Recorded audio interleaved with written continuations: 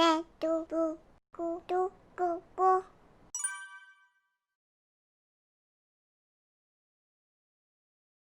머슴이 된 샛별. 글 읽기를 좋아하는 선비가 있었습니다. 어찌나 글 읽기를 좋아하는지 아침부터 저녁까지 글만 읽었습니다. 논 한 마지기, 밭 한 떼기, 쌀 한 톨도 없는데 선비는 일할 생각은 않고 그저 글만 읽었지요. 선비네 집은 할 수 없이 부인이 삭바느질을 해서 그럭저럭 먹고 살아왔습니다. 다른 집은 가을거지가 한창이었지만 선비네는 거둘 곡식이 없었지요. 그래서 늙으신 어머니와 어린 아들 셋은 하루 종일 쫄쫄 굶어야만 했습니다. 보다 못해 부인이 선비에게 말했어요.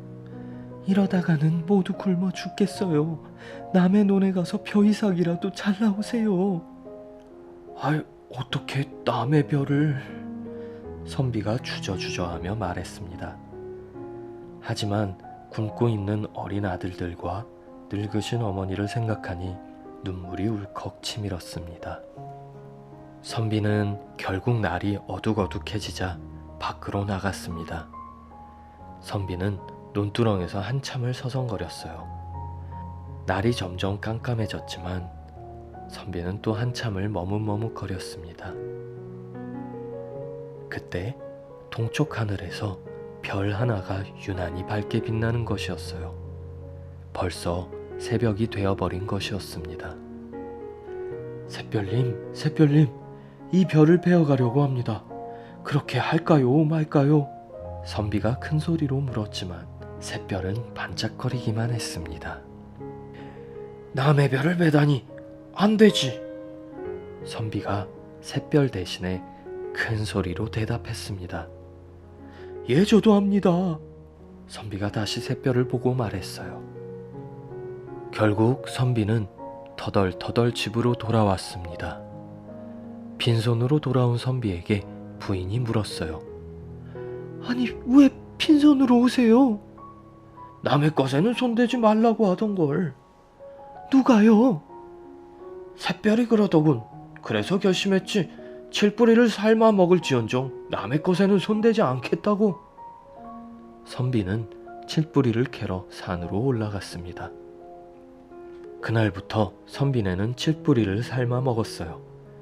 어린 아들 셋은 그래도 배가 고프다고 울었습니다.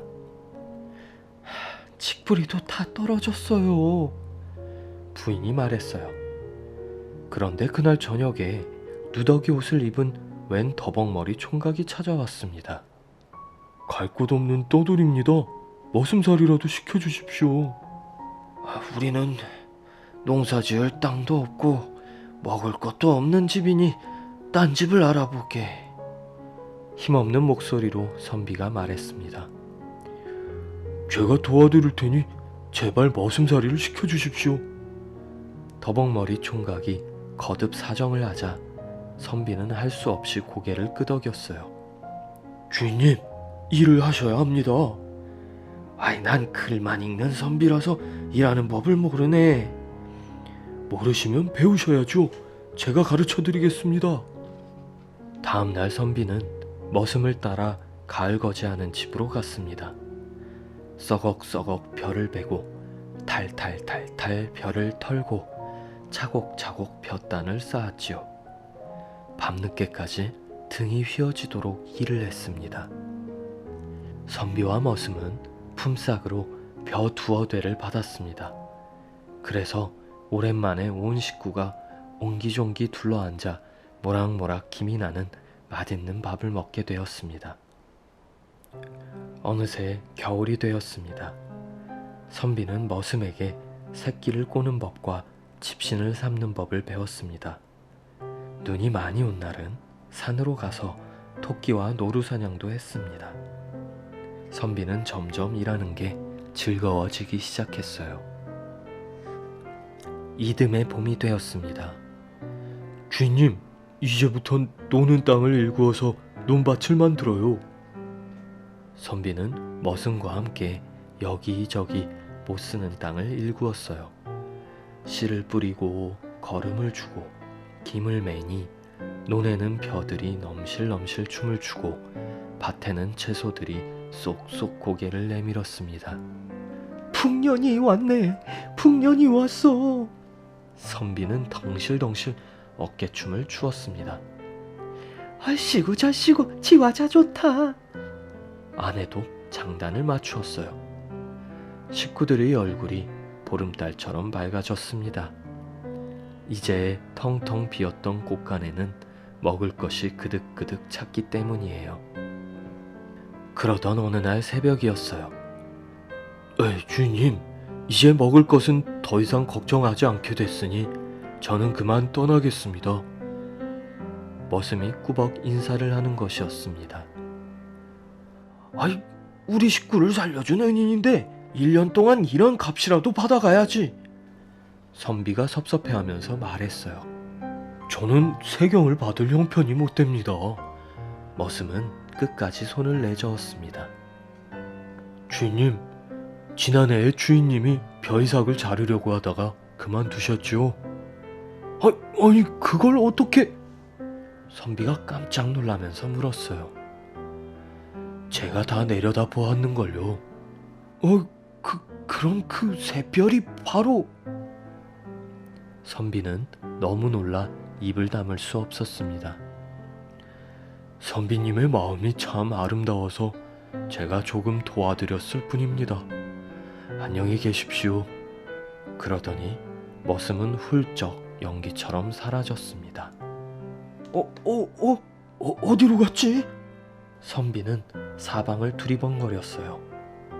아들 셋도 문 밖을 내다보았지요. 한참을 찾았지만 머슴은 보이지 않았습니다. 선비는 문득 하늘을 올려다보았어요. 가족들도 선비를 따라 하늘을 올려다보았습니다. 동쪽 하늘에선 샛별 하나가 유난히 반짝거렸습니다. 그 후에도 선비는 열심히 일을 해서 더욱더 부자가 되었어요. 낮에는 일하고 밤에는 글을 읽었습니다. 선비네 집에는 항상 웃음이 떠나질 않았다고 합니다. 새별님, 일하는 즐거움을 깨닫게 해주셔서 정말 고맙습니다. 샛별은 반짝반짝거리면서 선비를 내려다보며 웃고 있었습니다. 머슴이 된 샛별. 여러분, 이제 잠이 드셨나요? 동쪽 하늘의 샛별도 여러분들이 편안하게 잠드는 모습을 보고 흐뭇해하고 있는 것 같습니다. 자, 그럼 여러분 잘 자요. 네, 두부.